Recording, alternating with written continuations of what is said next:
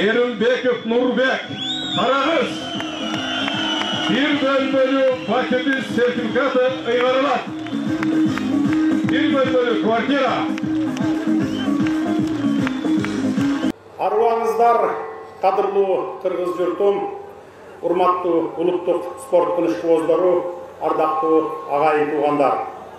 Алгач баарыңыздарды бүгүнкү эгемендик майрамы менен чын дилимден куттуктаймын.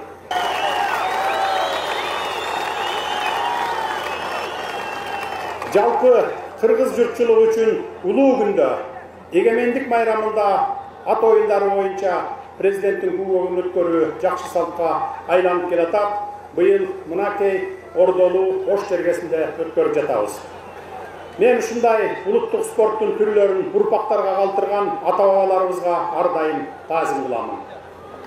Чындыгында эле биздин ат жалы менен тең өскөн ар бир эр азаматыбыз ат оюндары дегенде ичкен ашын жерге коюп көрүүгө ашыгат. Аны мынакей бул жерге келген 10 миңден ашык көрүүчү далилдеп турат. Көчмөн кыргыз эли 4 түлүк малдын ичинен жылкыны эзелтеден жогору баалаган. Илгертеден ат адамдын канаты, адашсаң атыңа ишен деген макалдар айтылып, жылкы баласына өзгөчө маани берип келгенбиз.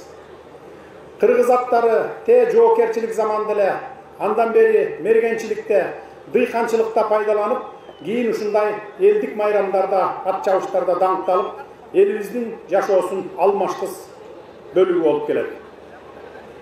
Мындан тышкары кыргыз эли күрөшүп, эңишип, көккөрү тартып, салбуурун ойноп, күчүн ашып келген.